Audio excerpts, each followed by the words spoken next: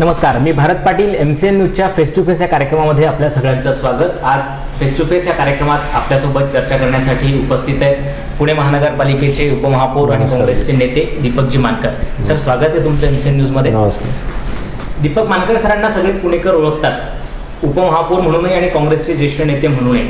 आज आपण त्यांच्याशी चर्चा करणार आहोत. ती पुणे महानगरपालिकेची 1 वर्षाची कारकीर्द त्या अर्थाने पूर्ण झाली आहे. तुमचा उपमहापौर पदाचा कालावधी 1 वर्ष तुम्ही पूर्ण केलाय. त्या अनुषंगाने त्यांनी केलेली कामं, पालिकेचा एकूण विकास कामांचा आराखडा, पुढचं नियोजन, अजेंडा आणि त्याचबरोबर येत्या आगामी दोन्ही म्हणजे अगदी लोकसभा आणि विधानसभा निवडणुकांच्या पार्श्वभूमीवर सरांची आगामी राजकीय कारकीर्द या अनुषंगाने त्यांच्याशी चर्चा करणार आहोत. सर, सर्वप्रथम नुकतंच पालिकेने 1 वर्ष निवडणुकीनंतरचं पूर्ण केलेलं आहे आणि तुमची उपमहापौर पदाची कारकीर्द देखील 1 वर्षाची झालेली आहे. या एकूण 1 वर्षाच्या प्रवासाकडे विकास कामं, तुम्ही दिलेली आश्वासनं, पालिकेच्या संदर्भातला जाहीरनामा आणि त्या दृष्टीने त्याची पूर्ती या पातळीवर तुम्ही कुठे बघता? 1 वर्षाच्या कालावधीमध्ये पुणे शहरामध्ये सर्वात महत्त्वाचे जे प्रश्न होते, त्यामध्ये वाहतुकीचा प्रश्न असेल, पाण्याच्या संदर्भातला असेल, स्वच्छतेच्या संदर्भामध्ये असेल, हे 3 विषय पुणे शहराच्या दृष्टिकोनात अतिशय महत्त्वाचे विषय आहेत. आणि जोपर्यंत पुणेकर याच्यामध्ये इन्व्हॉल्व्ह होत नाही तोपर्यंत त्याचं चांगलं नियोजन होऊ शकत नाही. ही माहिती 1 वर्षाच्या कालावधीमध्ये निश्चितपणे मी घेतलेली आहे. कारण की महानगरपालिका त्याच्या माध्यमातून हे काम करत असते, सेवक वर्ग त्यांच्या पद्धतीने काम करत असतात, परंतु नागरिकांचा सहभाग, हे समजा एखाद्या वॉर्डामध्ये आपण गेलो आणि कचऱ्याची पेटी आपल्या शेजारी आहे, परंतु जाताना जर नागरिक स्वतःच्या हाताने कचरा बाहेरच लावणं टाकत असेल तर हे योग्य आहे का, हे देखील आपण त्या नागरिकाला विचारण्याची गरज ही पुणे शहरामध्ये निर्माण झालेली आहे. स्वच्छतेचा जर सहभाग जर आपण पाहिला तर नागरिक आणि NGOचा देखील सहभाग मोठ्या प्रमाणामध्ये या वर्षामध्ये वाढलेला आहे. आणि स्वच्छता अभियान ही चांगल्या पद्धतीने राबवण्याचा संकल्प हा पुणे महानगरपालिकेनं या वर्षभराच्या कालावधी अतिशय चांगल्या पद्धतीने केलं आहे. बाहेरील जर पर्यटक जर पुणे शहरामध्ये आल्यानंतर की त्यांना वाटतं की स्वच्छ आणि सुंदर सिटी आहे, तर पुण्यामध्ये येण्याचा जो दृष्टिकोन आहे येणाऱ्या पर्यटकांचा, तो निश्चितपणे बदलण्याचा प्रयत्न पुणे महानगरपालिकेने या वर्षभराच्या कालावधीमध्ये केलेला आहे. गेल्या वर्षी आपण पाहिलं की पाण्याची समस्या ही मोठ्या प्रमाणामध्ये पुणे शहरासारख्या ठिकाणी होती. म्हणजे भविष्यामध्ये आपल्याला पिण्याचं पाणी देखील एक वेळेला मिळेल की नाही ही शंका पुणेकर नागरिकांना या ठिकाणी निर्माण होती. परंतु भगवंताच्या कृपेने निसर्गाचा कुठंही कोप झाला नाही या पुणे शहरावरती. सध्याची परिस्थिती ही बदललेली आहे, संपूर्ण धरणं भरलेली आहेत आणि पाणी देखील पाण्याचं व्यवस्थापन हे पुणे शहरामध्ये चांगल्या पद्धतीने एक वेळेला चांगल्या पद्धतीचं पाणी येऊ शकतं अशी परिस्थिती आता सध्या जरी निर्माण झालेली आहे. परंतु हे करत असताना महानगरपालिकेचे अधिकारी असतील, नगरसेवक असतील, यांचा सगळ्यांचा समन्वय असणं अत्यंत आवश्यक आहे. आपण फक्त बघतो की सभागृहामध्ये एखादा विषय घेऊन विरोधक काहीतरी बोलत असतात, परंतु जोपर्यंत नागरिकांना बरोबर आपण घेत नाही आणि चांगल्या पद्धतीने नियोजन करताना सर्व पक्षाची मदत असणं अत्यंत आवश्यक आहे. म्हणजे केवळ विरोधाला विरोध न करता त्या ठिकाणी येणारं जे काम आहे, जे पुणे शहराच्या दृष्टिकोनाने होणारा जो उपक्रम आहे तो चांगल्या पद्धतीने कशा पद्धतीने मार्गी लागेल याकरता प्रत्येक पक्षानं प्रयत्न करणं ही प्रत्येकाची नैतिक जबाबदारी आहे. आता पाण्याच्या प्रश्नासंदर्भात आपण विचारलं तर नागरिकांना इतकी अत्यंत अवघड परिस्थिती होती की प्यायचं पाणी देखील मिळेल की नाही. म्हणजे 500 धरणामध्ये 1 TMC देखील पाणी आपल्याला नव्हतं. परंतु हे सर्व करत असताना इथून पुढच्या कालावधीमध्ये म्हणजे आम्ही जर नागरिकांना अशा सूचना केल्या की बा पाणी कसं स्टोरेज करता येईल आपल्याला, त्याचं नियोजन पुणे शहरामध्ये कशा पद्धतीने प्रत्येक वॉर्डामध्ये व्हायला पाहिजे, बोरवेल आपण घेतले पाहिजे प्रत्येक ठिकाणी, मग आपण पाण्याचा निचरा कशा पद्धतीने करायला पाहिजे, या सगळ्या गोष्टीचा आढावा ज्यावेळी आपण घेतो त्यावेळी पाण्याचं नियोजन हे निश्चितपणे आम्ही मलकापूरला जाऊन आलो. आम्ही सगळी मंडळी मलकापूरला देखील एक चांगला प्रोजेक्ट त्यांनी पाण्याच्या संदर्भामध्ये मग मीटर पद्धत त्या ठिकाणी अवलंबलेली आहे. मग ती पुणे शहरामध्ये काही वॉर्डामध्ये कशी राबवता येईल हा देखील आमचा एक आगळा वेगळा प्रयत्न या ठिकाणी पुणे शहरामध्ये आलेला आहे. स्वच्छता अभियान राबवत असताना आम्ही स्वतः देखील म्हणजे मी माझा समजा प्रभाग असेल, मी वैयक्तिक 10 ते 15 सेवक त्या ठिकाणी कचरा व्यवस्थापन चांगल्या पद्धतीने होण्याकरता लावले. म्हणजे महानगरपालिकेचा पगार न घेता लावलेले आणि फक्त 1 वर्ष करता नाही तर गेली 5 वर्ष तो उपक्रम मी सातत्यानं राबवतो. परंतु हे सगळं करत असताना मी सुरुवातीला सांगितलं की कुठलंही नियोजन करत असताना नागरिक जर त्याच्यामध्ये इन्व्हॉल्व नसतील, म्हणजे आता वाहतुकीची समस्या समजा आपण घेतली तर वाहतुकीच्या समस्यामध्ये पुण्यामध्ये 26 रस्ते असे आहेत त्याच्यामध्ये महानगरपालिकेची फार मोठी सोय झालेली आहे की ज्या कमर्शियल झोन म्हणून हे रस्ते होते तर त्या ठिकाणी सर्व रस्त्यांना मान्यता देण्यात आलेली आहे. कुठेही पार्किंगचं व्यवस्थापन नाही आणि संपूर्ण कमर्शियल कॉम्प्लेक्स प्रत्येक रस्त्यावरती उभे राहिले आहेत. हे सगळ्यात महत्त्वाचं कारण पुणे शहरातल्या वाहतूक समस्येला हे निर्माण झालेलं आहे. कारण की पुणे महानगरपालिकेने जर ह्या त्या ठिकाणी परवानग्या जर दिल्या नसत्या तर आजची परिस्थिती ही पुणे शहराच्या वाहतुकीच्या दृष्टिकोनात अतिशय वेगळी दिसली असते आपल्याला. परंतु हे सगळं करत असताना आता कुणाच्या चुका काढण्यापेक्षा आता आपणच आपल्याला शिस्त लावून घेतली पाहिजे हे प्रत्येकाने या निमित्तानं शोधलं पाहिजे. मग नगरसेवक असतील, नगरसेवक फक्त सगळे चांगलेच काम करतात असं काही नाही, परंतु नागरिकांनी त्यांना निवडून दिलेलं आहे. या भागातील त्यांच्या भागातील मूलभूत गरजा असतील नागरिकांच्या त्या पुरवण्याच्या दृष्टिकोनातून एक प्रतिनिधी म्हणून महानगरपालिकेमध्ये हा नगरसेवक आलेला असतो. परंतु त्यांनी त्या परिसराच्या दृष्टिकोनातून 5 वर्षाची संधी जरी तुम्हाला मिळालेली असेल तरी आपण नागरिकांचं काहीतरी देणं लागतो, आपण सामाजिक बांधिलकी जपली पाहिजे ही भावना त्या नगरसेवकाच्या मनामध्ये असणं अत्यंत आवश्यक आहे.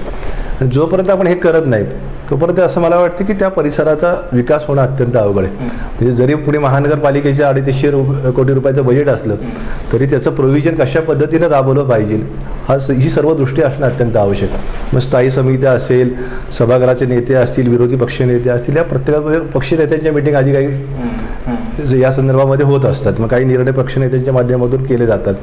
परंतु हे निर्णय घेत असताना पक्षनेत्यांच्या मिटिंगमध्ये एक विषय होतो आणि सभागृहामध्ये आल्यानंतर त्या विषयाला वेगळं वळण लागतं. आपण शिक्षण मंडळाच्या संदर्भातला निर्णय बघितला की शिक्षण मंडळ बरखास्त करण्यात आलेले. परंतु हे बरखास्त करत असताना 350 शाळा पुणे शहरासारख्या ठिकाणी गोरगरिबांची मुलं या शाळेमध्ये शिक्षण घेत असताना कुठला तरी एखादा सेवाभावी संस्था येते त्याच्याबद्दल तो इश्यू निर्माण करायचा, म्हणजे संस्थेला बदनाम करायचं. परंतु हे बदनाम करत असताना एका पिढीचं आपण नुकसान करतो ही भावना त्यांच्या मनामध्ये असणं अत्यंत आवश्यक आहे. त्यामुळे ही गोरगरिबाची मुलं जीवनामध्ये शिकली पाहिजेत, मोठी व्हायला पाहिजेत. मध्यंतरीच्या कालावधीमध्ये एक विषय मी असा महानगरपालिकेमध्ये घेतला होता की 7वी पर्यंतचं जे शिक्षण आहे, प्राथमिक शिक्षण ही जशी शासनाची जबाबदारी आहे, परंतु 7वी पर्यंत नसावं, ते 8वी पर्यंत ही जबाबदारी, प्राथमिक शिक्षण हे 8वी पर्यंत येतं. बरोबर. त्यामुळे हे 8वी पर्यंत असायला पाहिजे आणि माध्यमिकची जबाबदारी प्रत्येक नगरसेवकाने आपल्या वॉर्डामध्ये घेतली पाहिजे. मग त्यातल्या बजेटचा काहीसा भाग तरी त्या माध्यमिक शाळेकरता वापरला गेला पाहिजे. कारण की 7वी नंतर ह्या विद्यार्थ्यांचा जो पट आहे तो साधारण 40% कमी होतो. मग ही मुलं भविष्यामध्ये कुठं जातात? मग महानगरपालिका जर या विद्यार्थ्यांकरता एवढा खर्च करत असेल तर ही मुलं भविष्यामध्ये नक्की कुठं जातात? मग ही मुलं शिक्षणापासून वंचित राहतात का? हा देखील शोध आपण घेणं अत्यंत गरजेचं आहे. कारण की एका पिढीचं नुकसान आपण करतोय. प्राथमिक शिक्षणाकरता आपण एवढा खर्च करतो, साधारण 300, 400, 500 कोटीपर्यंत आपण ज्यावेळी शिक्षण मंडळाचं बजेट करतो त्यावेळी या विद्यार्थ्यांचा भविष्याचा विचार करून गोरगरिबाची मुलं शिकली पाहिजेत. परंतु जे शिक्षण घेत असताना काही शाळांमध्ये आपल्याला म्हणजे सुविधा पूर्णपणे नाही आहेत, परंतु त्याच्यामध्ये कुठेतरी परिवर्तन करण्याचं काम त्या नगरसेवकाची देखील जबाबदारी. मग त्याने नुसते त्या शिक्षण मंडळाच्या सभासदांवरती दोषारोप न करता आपण त्यातलं सत्य शोधून त्याच्यामध्ये परिवर्तन कसं करता येईल हा शोध देखील या निमित्तानं त्याने लावला पाहिजे. कारण की आपल्याला ज्या कामाकरता त्या ठिकाणी पाठवलेले 350 कोटी रुपयामध्ये अनेक प्रकरणं अशी निघतात महानगरपालिकेमध्ये, टेंडर्स वगैरे मोठमोठे होतात. त्याच्यामध्ये काही भ्रष्टाचार होत नाही असं नाही, पण भ्रष्टाचार काही ठिकाणी होतो.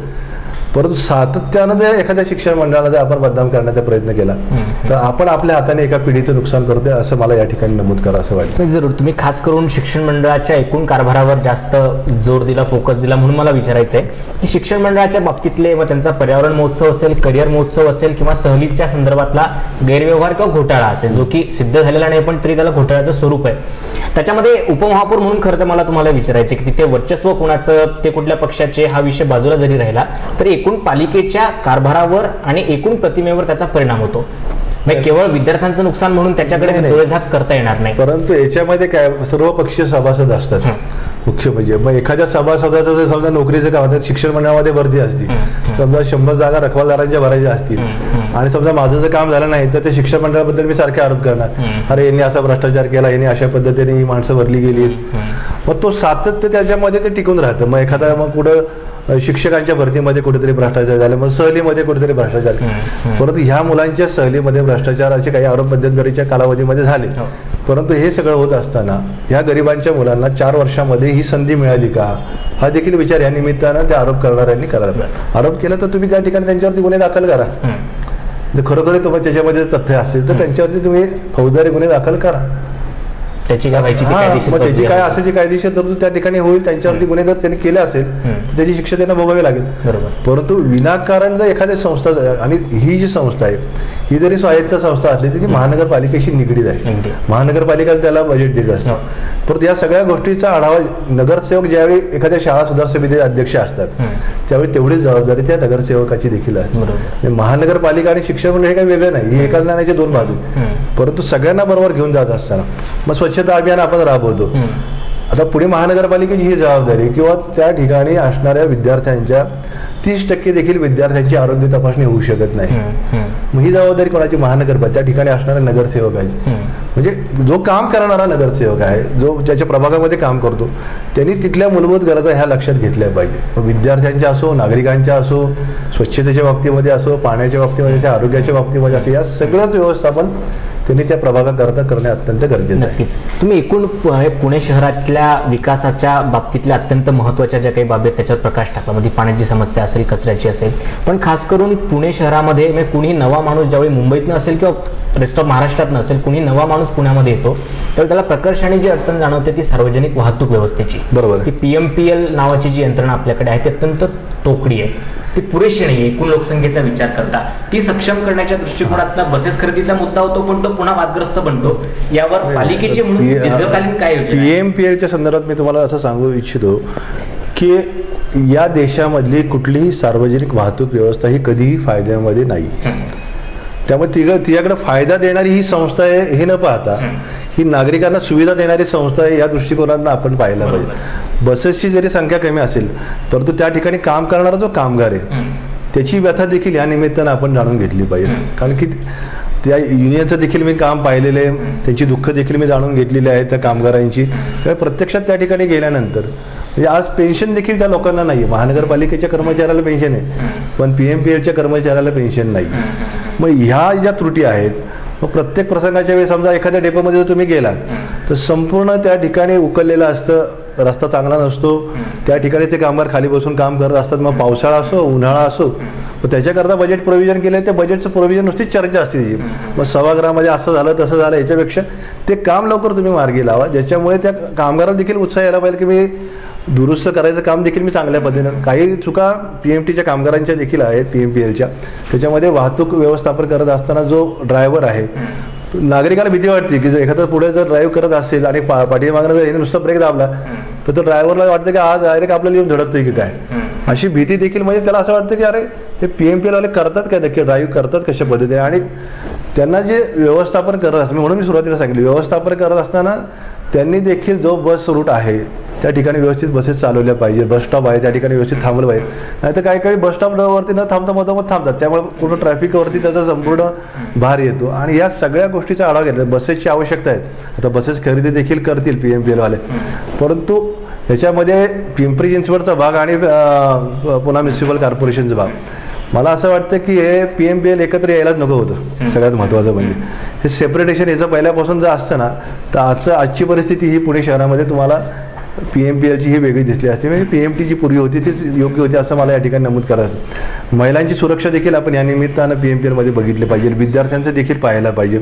ज्येष्ठ नागरिकांचा देखील विचार या निमित्तानं आपण करायला पाहिजे. कारण की ही आपली नैतिक जबाबदारी.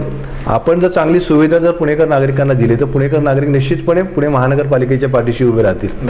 परंतु हे सगळं करत असताना राजकीय मंडळी आपण पाहतो की राजकीय प्रवाहामध्ये जर एखादा प्रसंग कुठला निर्माण झाला पुण्यामध्ये, महाराष्ट्रामध्ये, तर ते राजकीय नेते सांगत असतं की बस तोडा, बस जाळा. या अशा काही घटना पुणे शहरामध्ये नाही, तसं महाराष्ट्रामध्ये देखील झालेल्या आहेत. म्हणजे आपण सार्वजनिक वाहतूक व्यवस्था जपण्याचा प्रयत्न एकीकडे सांगायचं, एकीकडे त्यांच्याकडे बोट दाखवायचं, परंतु त्याचं जपणूक करण्याचं काम देखील आपण आपल्या आयुष्यामध्ये करायला पाहिजे. कारण की हे जोपर्यंत आपण करतो, आपणच सांगितलं कार्यकर्त्यांना की नाही ही बस जाळा, उद्या बंद आहे ना, मग आता हे आपण करायला पाहिजे. ही भावना ज्या नेत्यांमध्ये आहे ती बदलण्याचा प्रयत्न देखील या निमित्तानं व्हायला पाहिजे आणि नागरिकांनी देखील हे लक्षात घेतलं पाहिजे. तुम्ही PMPLच्या एकत्रीकरणाच्या बाबतीत बोललात, त्याच्यामध्ये खरं तर मुद्दा असा आहे की दोन्ही पालिकांनी PMPLच्या सक्षमीकरणासाठी जो द्यावाचा निधी आहे त्या बाबतीत जर हात आखडता नाही घेतला तर कदाचित ती पण यंत्रणा सक्षम नाही हात आखडता ते कोणी घेतलेलंच नाही. सगळ्यात महत्त्वाचं म्हणजे फक्त आता कुठल्या क्वालिटीच्या बसेस घ्यायच्या, कशा पद्धतीच्या नागरिकांना चांगल्या पद्धतीनं त्याचा उपयोग होईल ह्याच्याकरता मध्यंतरीच्या कालावधीत थोडासा 1-2 महिन्यामध्ये वाद चालू आहे, परंतु तो आता वाद निश्चितपणे मिटेल असं वाटतंय. परंतु चांगल्या बसची सुविधा आपण बघितलं की 1 नोव्हेंबरला सकाळना देखील एक प्रयोग करून पाहिला होता, परंतु त्याच्यामध्ये किती नागरिक समाविष्ट झाले, किती नागरिकांनी त्या बसेसचा लाभ घेतला. समजा मी एक दिवस 1 नोव्हेंबरला बसलो, परंतु 1 नोव्हेंबर पासून आजपर्यंत मी त्या बसमध्ये बसलोय का, हा देखील विचार करण्याची वेळ. म्हणजे आपणच स्वतःला शिस्त, मी जे सुरुवातीला सांगितलं की नागरिकांनी स्वतःला शिस्त लावून घेणे अत्यंत गरजेचं आहे की माझ्या पुण्यासाठी, माझ्या देशासाठी, माझ्या राज्यासाठी मी काहीतरी वेगळं काम स्वतःसाठी करू शकतो, ही भावना प्रत्येक नागरिकांच्या. हे अगदी मान्य, पण एका दिवसाचा पुण्याच्या त्या पीएम बसच्या प्रवासाने दाखवून दिलं, रोजच्या प्रवास करणाऱ्यांना माहिती आहे की मी पीएमपीच्या बसने प्रवास करायचं ठरवलं तर पीएमपी मध्ये मला बसून प्रवास करता येईल अशी आज सुतराम शक्यता नाहीये, कारण संख्या बसेसची तेवढी नाही, संख्या बसेसची कमी आहेच ना, म्हणून तर आता बस खरेदीचं प्रोव्हिजन ठेवलेलं आहेच ना. आता त्याही मध्ये तुम्ही एकूण कामगारांच्या वर्तणुकीबद्दल त्यांच्या विषयी सांगितलं ना की कामगारांनी स्वतःनी देखील चांगल्या पद्धतीने नागरिकांना सुविधा देण्याची ही आपली नैतिक जबाबदारी हे ओळखलं पाहिजे. कारण की काही ठिकाणी कंडक्टर देखील वेगळ्या वर्तणुकीने नागरिकांशी बोलत असतात, परंतु हे ज्यावेळी बदलेल त्यावेळी त्या नागरिकांना देखील अडचण नाही, बाबा PMPLचा हा सेवक अतिशय चांगल्या पद्धतीने बोलतो, चांगली सेवा देतो, वयस्कर माणूस एखाद्या बसमध्ये आला त्याला बसण्याला जागा उपलब्ध करून देतो. तर आता विद्यार्थ्यांच्या पासेसच्या संदर्भामध्ये देखील आता मध्यंतरी गोंधळ झाला होता की कॉलेजचे काही जिल्ह्यामधले काही विद्यार्थी ते 7 ते 8 हजार विद्यार्थी, मग यांचे पैसे कोणी भरायचे, हद्दीबाहेरचे. पण इतके दिवस तर आपणच भरत होतो, म्हणजे पिंपरी चिंचवड महानगरपालिका, पुणे महानगरपालिकाचे पैसे भरत होते. आता तो प्रश्न मार्गी लागलेला आहे, परंतु कुठला ना कुठला तरी इश्यू एखादा मध्ये येतो आणि मग त्या संपूर्ण यंत्रणेवर त्याचा ताण येतो. म्हणजे त्याला पूर्णपणे आपण PMPला जबाबदार न धरता आपली देखील ही नैतिक जबाबदारी की आपण देखील त्यांच्यावरती विश्वास ठेवला पाहिजे. महानगरपालिकेने देखील त्यांचं बजेटचे जे प्रोव्हिजन आहे ते योग्य रीतीने करायला पाहिजे आणि त्यांना कधी अडचण नाही. आम्ही मंडळी त्याच्यासाठी सातत्याने प्रयत्नशील असतोच, परंतु काही गोष्टी राजकीय दबावामुळे काही पुढे मागे होत असतात, परंतु हा राजकीय प्रभाव नागरिकांच्या हिताच्या दृष्टिकोनात असायला पाहिजे असं मला या ठिकाणी नमूद करावं असं वाटतं. नक्कीच. या बाबतीत एक छोटासा प्रश्न विचारून मला पुढच्या मुद्द्याकडे जायचंय. खरं तर की एकूण PMPLच्या सक्षमीकरणाच्या बाबतीत कुठेतरी धोरणाचा अभाव जाणवतो, तो या अर्थाने की आज PMPLकडे असलेला मोठा सेवक वर्ग हा कंत्राटी पद्धतीचा आहे. पेन्शन नाही वगैरे वगैरे तुम्ही बोललात, पण त्याला त्याचं पोट भरण्यासाठी योग्य मानधन त्यातनं मिळत नसेल. आता कंत्राटी पद्धत आता ह्या 2-3 वर्षाच्या कालावधीमध्ये आले, परंतु त्याच्या आधी जे सेवक जे 15-15 वर्ष ज्यांनी काम केलं होतं त्यांना कायम करण्याचं काम आमच्यासारख्या कार्यकर्त्यांनी केलं, याचा आम्हाला अभिमान आहे. कारण की संपूर्ण जीवनक्रम त्याचा त्याच्यावरती अवलंबून असतो, त्यामुळे त्याला जर त्या सुविधा नसतील तर तो त्या कामापासून देखील कुठेतरी वंचित राहण्याचा प्रयत्न करत असतो. मग आपण बघतो काही लोक व्यसनाधीन असतात, PMPचे ड्रायव्हर्स वगैरे, परंतु दिवसभर ताण घेऊन तो त्या ठिकाणी वावरत असतो. त्यांनी काही व्यसन करावं असं मी म्हणणार नाही, परंतु महानगरपालिकेची ही जबाबदारी की इथून पुढच्या कालावधीमध्ये या संपूर्ण गोष्टीचं नियोजन असणं अत्यंत आवश्यक आहे. कारण की PMPL ही लोकांना सुख देणारी संस्था आहे अशी प्रत्येकाच्या मनामध्ये भावना निर्माण व्हायला पाहिजे. कारण की प्रत्येकाकडे वाहन आहे असं नाही, परंतु जी ज्यांना वाहन वापरायचं नाही, PMPLची सेवा वापरायची, त्यांना इथून पुढच्या कालावधीत ती सेवा कशी चांगल्या पद्धतीने मिळेल याच्याकरता आमचा प्रयत्न हा निश्चितपणे असणार आहे. नक्कीच. हे सगळे विकास कामं करताना किंवा लोकांना उपयोगी पडतील अशा सेवा देताना पालिकेचा एकूण कारभार ज्या पद्धतीनं चालतो, म्हणजे आज बोललं हे जातं की बाबा काँग्रेसचेच दीपकजी मानकर उपमहापौर आणि विरोधी पक्षनेते पद पण काँग्रेसकडे जाता आले. हा सगळा जो काही विषय याच्यामध्ये कुठेतरी प्रमुख विरोधी पक्ष कोण आणि सत्ताधारी कोण हा गोंधळ पालिकेमध्ये. माझं म्हणणं काय माहिती का, जिथं चुकत असेल तिथं विरोध करायला काही हरकत नाही. मग जरी राष्ट्रवादी पक्षाची किंवा काँग्रेसची जरी आघाडी असेल आणि राष्ट्रवादी जर कुठं चुकत असेल तर ते विचारणा करण्याचं काम देखील त्या नगरसेवकांनी करणं अत्यंत गरजेचं आहे. कारण की तो चुकत असेल त्याला कुठेतरी थांबवण्याचा प्रयत्न देखील या निमित्तानं आपण करायला म्हणजे विरोधी पक्ष नेता आता आम्हाला मिळालेले आहे, त्या संख्येच्या बलाबलानुसार ते मिळालेले, परंतु विरोध ज्या ठिकाणी करायचा मग सभागृहामध्ये राष्ट्रवादी जर चुकत असेल तर आम्ही सभागृहामध्ये मी देखील बोलणार. कारण की माझी नैतिकता मला सांगते की नाही हे चुकत असेल तर हे तू बोललं पाहिजे, त्यामुळे हे आपण बोललंच पाहिजे. म्हणजे विरोधक हे बोलणार नाही फक्त तात्पुरतं सांभाळून घेतील राष्ट्रवादीला, तर असं नाही. तर त्या ठिकाणी आपण आपली भूमिका ही स्पष्टपणे मांडली पाहिजे. एकूण पालिकेचं सध्याचं सत्ता समीकरण बघता, म्हणजे तुम्ही उपमहापौर म्हणून काम करत असताना एकूण विरोधी पक्षांचा काही गोष्टींच्या धोरणांच्या मान्यतेच्या बाबतीतला असेल, काही प्रस्तावांच्या मान्यते बाबतीतला असेल, काय अनुभव आहे? नाही, मला असं वाटतं की सभागृहामध्ये बॅनर घेऊन आरडाओरडा करून कुठले काम मार्गी लागत नाही. म्हणजे लोकांना दाखवायचं काम तुम्ही हे करू नका, प्रत्यक्षात तुम्ही त्या अधिकाऱ्यांना भेटून बाबा याच्यामध्ये या अडचणी तर ह्या तुम्ही मार्गी लावल्या पाहिजे. म्हणजे लोकांचं कॅमेऱ्यासमोर येऊन किंवा वर्तमानपत्रामध्ये तुमची बातमी यायला पाहिजे याच्याकरता जर तुम्ही स्टंटबाजी करत असाल तर मला वाटतं की हे योग्य नाही आहे. कारण की ज्या कारणाकरता तुम्हाला नागरिकांनी प्रतिनिधी म्हणून त्या ठिकाणी पाठवलेलं आहे त्यांना देखील वाटतं की आपण चुकीच्या माणसांना पाठवलं, काही बोलत असतात, काही करत असतात. सभागृहामध्ये महापौरचे टेबल देखील तोडण्याचं काम या सभागृहामध्ये ज्या सभागृहाला छत्रपती शिवाजी महाराजांचं सभागृह असं नाव दिलेलं आहे ते देखील तोडण्याचं काम केलं. म्हणजे आपण नक्की कुठं आहोत?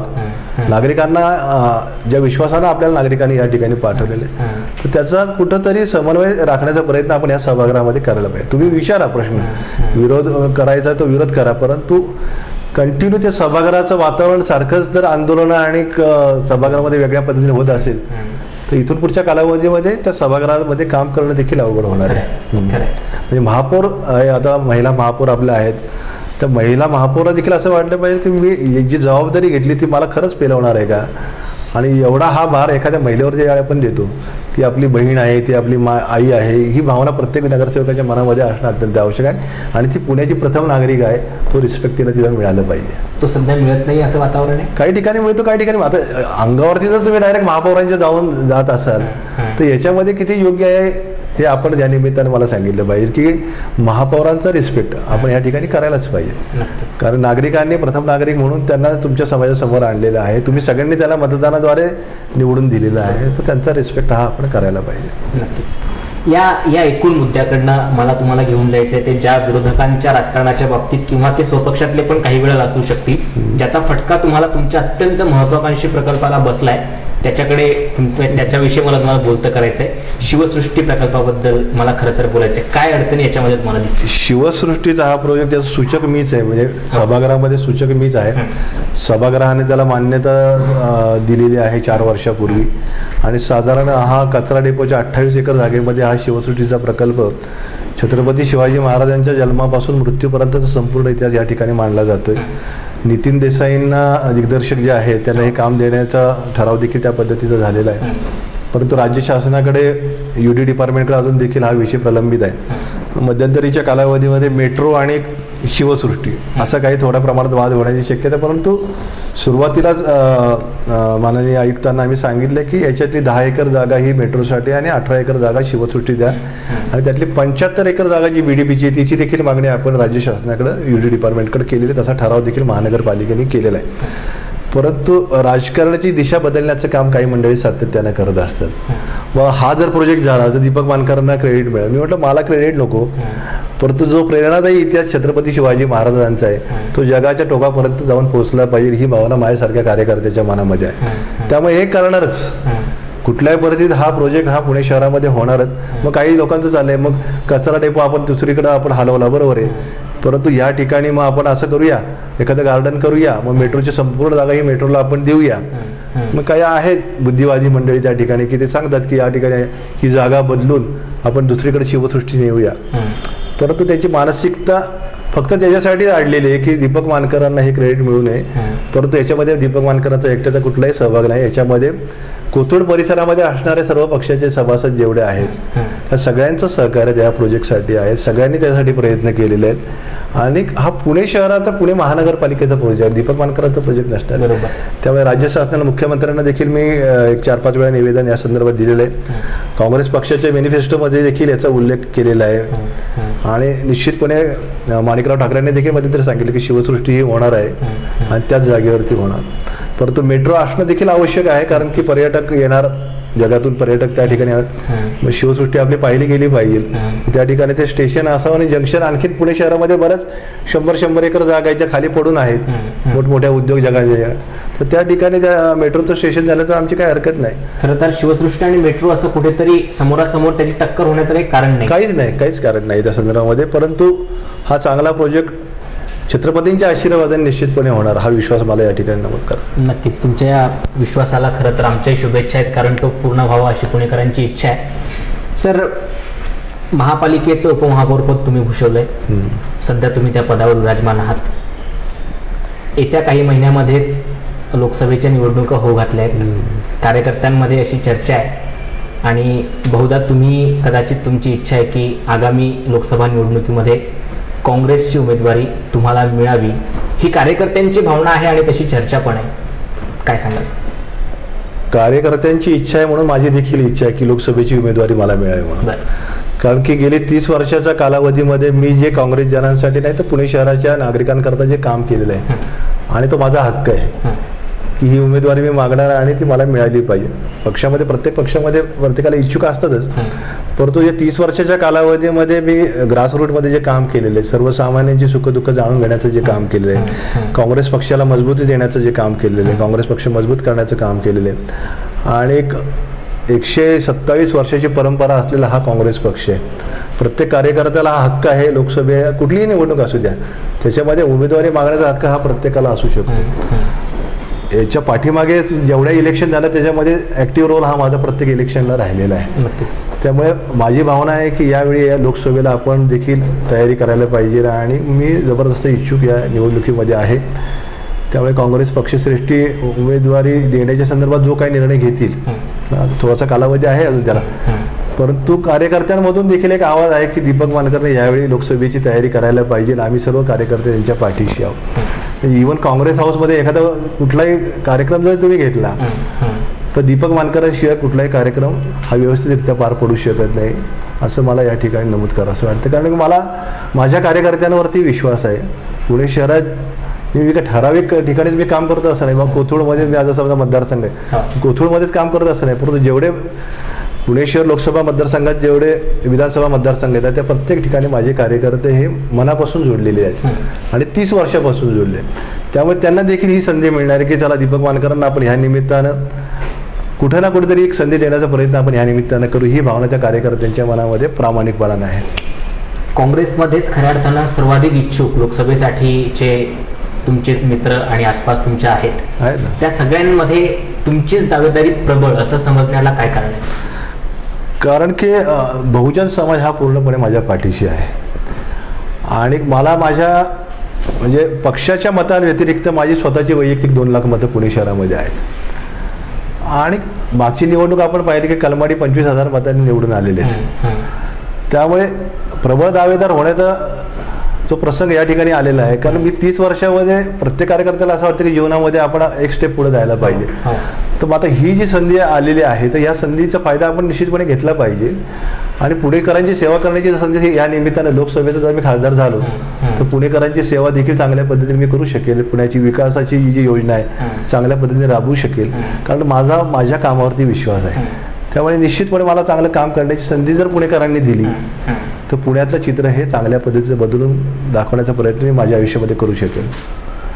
पुणेकरांनी तुम्हाला खासदार होण्याच्या संधी देण्याच्या बाबतीतल्या 2 शक्यता आहेत. एक तर काँग्रेसची उमेदवारी घेऊन तुम्ही रिंगणात उतरलात तर ती मिळेल याची खात्री आहे?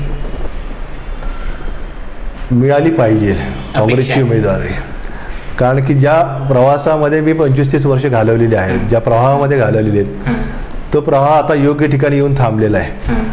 त्यामुळे या प्रवाहातून मला उर्मी देण्याचं काम पुणेकर नागरिक हे निश्चितपणे करतील आणि पक्ष देखील करेल.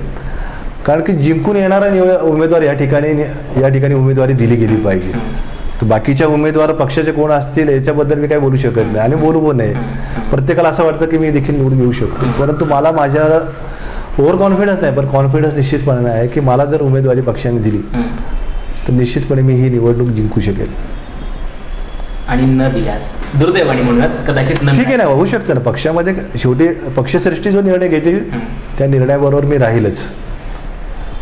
जरी मला उमेदवारी नाही दिली परंतु काँग्रेस पक्षात दुसऱ्या उमेदवार त्याचं मी प्रामाणिकपणे काम करेल.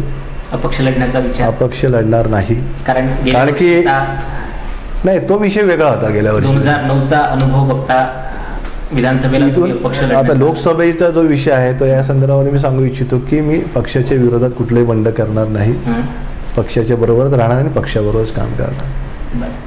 खरं तर एकूणच म्हणजे गेल्या 2009च्या लोकसभेचं एकूण चित्र पाहता तुम्ही आत्ताच सांगितलं की सध्याचे खासदार कलमाडी अवघ्या 25,000च्या अत्यंत फार कमी लोकसभेसाठी खरं तर फार कमी लीड आहे. त्याच्याही मध्ये मनसेच्या उमेदवाराची सगळ्यात महत्वाची भूमिका होती, अन्यथा भाजपचा उमेदवार कदाचित जिंकू शकला असता असं चित्र होतं. या एक तुम्ही पुण्यातले अत्यंत हा जिंकू शकले असते परंतु ते जिंकू शकले नाही, ते आमच्यामुळे जिंकू शकले नाही. कारण की कोथरूड मतदारसंघामध्ये त्यांना असं वाटलं होतं की 42,000ची आघाडी त्यांना मिळेल परंतु एवढ्या चांगल्या पद्धतीचं काम कोथरूड परिसरामध्ये माझ्यासारख्या कार्यकर्त्यांनी केलं तर त्या ठिकाणी त्यांना फक्त 25,000चीच आघाडी मिळाली. त्यांना 42,000ची अपेक्षा होती त्या ठिकाणी, परंतु 25,000ची आघाडी त्यांना त्या ठिकाणी मिळू शकली. कारण की नागरिकांचा विश्वास आहे की दीपक वानकर ज्या दिशेने आपल्याला नेती योग्य दिशा असणारे हा नागरिकांचा विश्वास निश्चितपणे आहे. नक्कीच. याच्यामध्ये मला विचारायचं असं होतं की खरं तर चित्र सध्याचं जे काही दिसतंय त्याच्यामध्ये मनसेची भूमिका काय असेल आज सांगता येणार नाही. कदाचित नरेंद्र मोदी आणि राज ठाकरे यांचे मैत्रीपूर्ण संबंध पाहता नरेंद्र मोदी राज ठाकरेंना कन्व्हिन्स करतील की विधानसभेचं माहीत नाही पण किमान लोकसभेला तरी भाजपसोबत राहा. तसं झाल्यास भाजपच्या उमेदवाराचं पारडं अधिक जड असेल असं वाटतं? नाही, मला असं काही वाटत नाही. कारण की या ठिकाणी पुणे शहरामध्ये काँग्रेसचा मतदार हा 3.5 लाख मतं ही काँग्रेसची फिक्स आहेत.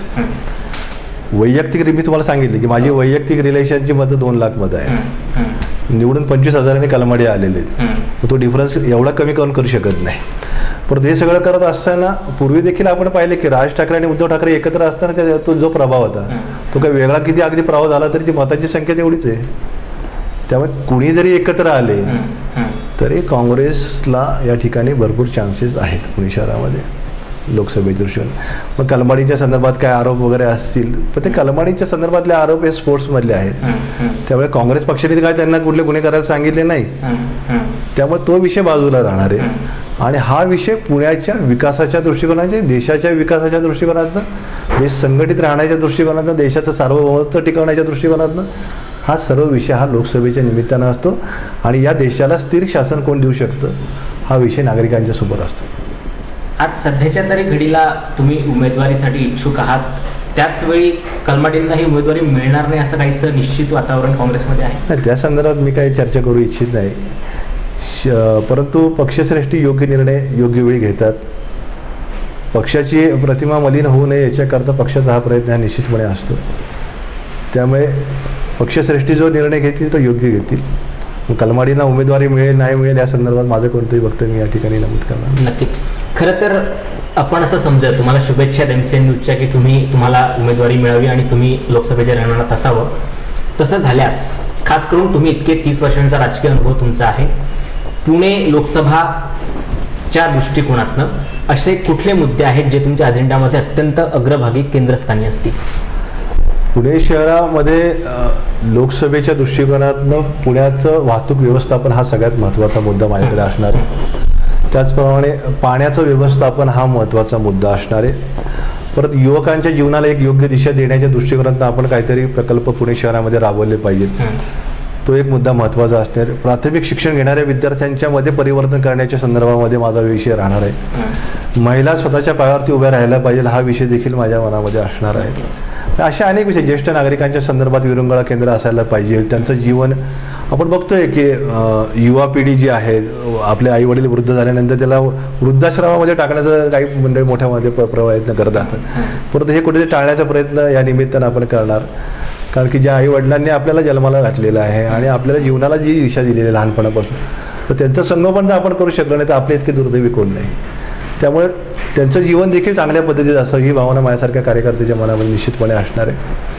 आणि युवा पिढीसाठी काहीतरी एक वेगळा उपक्रम पुणे शहराच्या दृष्टिकोनात आपण नुसतं बघतो की युवक शिक्षण घेतात, परंतु हे शिक्षण घेत असताना अनेक लोकांकडे डिग्री आहेत पण पुणे महानगरपालिकेमध्ये अशा विद्यार्थ्यांना देखील शिपायाची नोकरी करावी लागते. म्हणून यांचा जीवनक्रम देखील चांगल्या पद्धतीचा असं मोठमोठ्या इन्फोटेक सारख्या कंपनी आहेत त्यांना देखील संपर्क साधून यांना अशी अभियानं देखील आम्ही राबवलेली आहेत की एका दिवसात 5-5 हजार विद्यार्थ्यांना नोकरी लावण्याचं काम देखील आम्ही केलेलं आहे. त्यामुळे युवा पिढी ही देशाची भावी पिढी आहे आणि या देशाचं परिवर्तन युवा पिढी करू शकते.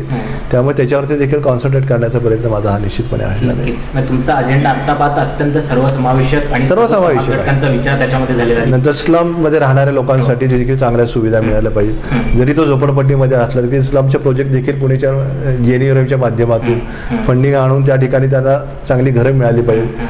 आयुष्यामध्ये माणसाला असं वाटायचं असेल गरीब माणसाला की माझ्या आयुष्यामध्ये स्वतःच्या मालकीचं एखादं छोटंसं हक्काचं घर असावं, तर ही भावना देखील जपण्याचा प्रयत्न या निमित्तानं आपण करण्याचा प्रयत्न करणार आहे. नक्कीच. मला जाता जाता तुम्हाला एक प्रश्न विचारायचा आहे की 30 वर्षांचं राजकीय जीवन तुमचं आहे. राजकीय चिखलफेक ही काही तुम्हाला नवी राहिलेली नाही, ती झालेली आहे. प्रकारातले अनेक आरोप झालेत, सही सलामत तुम्ही त्यातनं बाहेर पडलात. पुन्हा नव्या जोमानं सामाजिक कार्याला तुम्ही सुरुवात केली आणि ते कायम अविरतपणे तुमचं चालू आहे. या सगळ्या राजकारणामध्ये असताना ही चिखलपेट अपरिहार्य मानायची आणि त्याच्याकडे तुम्ही कसं बघता? नाही, सामाजिक जीवनामध्ये किंवा राजकीय जीवनामध्ये प्रवास करत असताना हा कार्यकर्ता जीवनामध्ये समाजासाठी काय करतो हे त्याचे जे विरोधक आहे हे त्यांनी देखील तपासलं गेलं पाहिजे. कारण की नुसतं त्याला बदनाम करून त्याचं जीवन उद्ध्वस्त करत असताना आपण कुठेतरी चुकतो ही भावना त्यांच्या मनामध्ये येणं हे अत्यंत आवश्यक आहे. कारण की त्यांनी जो जीवनाचा प्रवास केलेला असतो, बदनामी व्हायला काय एकदा तुम्ही कुठेतरी एखादी मोमेंटमध्ये सांगितलं की हा दीपक मानकर असेल आणि ती बातमी तुमच्या मीडियाच्या माध्यमातून जायला 1 मिनिट देखील लागत नाही. परंतु त्याने जो जीवनक्रम जगलेला असतो आयुष्यभराचा तो उद्ध्वस्त होण्याला 1 मिनिट देखील लागत नाही. म्हणून पत्रकाराने त्याची लेखणी आणि मीडियावाल्यांनी त्याची सत्यता पडताळूनच ती बातमी समाजासमोर मांडली पाहिजे. नाही तर एखादा कार्यकर्ता आपलं संपूर्ण आयुष्य उद्ध्वस्त त्याचं होऊ शकतं, आत्महत्येला देखील तो प्रवृत्त होऊ शकतो. त्यामुळे या सर्व गोष्टी टाळण्याचा प्रयत्न देखील मीडियाने आणि पत्रकारांनी करायला पाहिजे, ही माझी प्रामाणिक भावना आहे. कारण की या सगळ्या प्रवासातून मी गेलेलो आहे, त्यामुळे ते दुःख काय असतं याची जाणीव मला माहिती की दीपक मानकरांचं राजकीय जीवन उद्ध्वस्त व्हावं अशी काही लोकांची भावना होती. म्हणून विधानसभेच्या वेळी काही इश्यूज केले होते, परंतु ते कुठेही सत्य न्यायालयीन देवतेने त्याला न्याय देण्याचं काम केलं. त्यामुळे दीपक मानकर आज तुमच्यासमोर या ठिकाणी उभा आहे. नक्कीच. त्याच मधला एक शेवटचा प्रश्न मला तुम्हाला असं विचारायचं की 2009च्या विधानसभेच्या वेळी तुम्ही उमेदवारी न मिळाल्यानं अपक्ष उमेदवारी लढवून तुम्ही निवडणूक लढला होता. त्याचा फटका काँग्रेसला त्या अर्थाने बसला. काँग्रेस हायकमांड या बाबतीत काही एक म्हणजे त्यांची काम करण्याची इतक्या वर्षांची 127 वर्षांच्या परंपरेतनं सेट झालेली जी काही पद्धती आहे, तर काही अंशी असं दिसतं की पक्षाच्या विरोधी गेलेल्या उमेदवारांना काही वेळेला. बरोबर आहे, हा तुमचा मुद्दा अतिशय बरोबर आहे. परंतु त्यावेळी पक्षाने मला निलंबित केलं होतं, त्यामुळे पक्षामध्ये मी नव्हतो. परंतु त्यानंतर मला पक्षाने परत पक्षामध्ये घेतलं. पुणे शहर काँग्रेसचा वरिष्ठ उपाध्यक्ष म्हणून मला पद दिलं आणि सन्मानाचं उपमहापौर पद दिलं. त्यामुळे पक्षाचा माझ्यावरती विश्वास हा निश्चितपणाने आहे. पक्षश्रेष्ठीने त्याचा राग मनात कुठे धरलेलाच नाही, विषयच येत नाही. मग उपमहापौर दिलंच नसतं ना मला. त्यांना माहिती की दीपक मानकर हा प्रामाणिक काँग्रेसचा सच्चा कार्यकर्ता हे त्यांना माहिती आहे. नक्कीच. मानकर साहेब, तुम्ही अत्यंत तुमच्या पालिकेच्या सगळ्या व्यस्त कारभारातनं वेळात वेळ काढून MCNशी गप्पा मारल्यात, त्याबद्दल आपले खूप खूप आभार. MCMला देखील मनापासून धन्यवाद देतो. धन्यवाद. हे होते पुणे महानगरपालिकेचे उपमहापौर दीपकजी मानकर. यांनी एकूण आपल्या पालिकेच्या कारकिर्दीविषयी, कामाविषयी आणि एकूण कारभाराविषयी सविस्तरपणे आपल्याशी चर्चा केली. त्याचप्रमाणे अत्यंत महत्त्वाचा मुद्दा म्हणजे होऊ घातलेल्या लोकसभा निवडणुकांच्या संदर्भात काँग्रेसच्या उमेदवारीच्या संदर्भातले एक प्रबळ दावेदार म्हणून देखील त्यांनी त्यांची दावेदारी या ठिकाणी व्यक्त केली आहे. त्यांच्या राजकीय वाटचालीसाठी खूप खूप शुभेच्छा आणि धन्यवाद.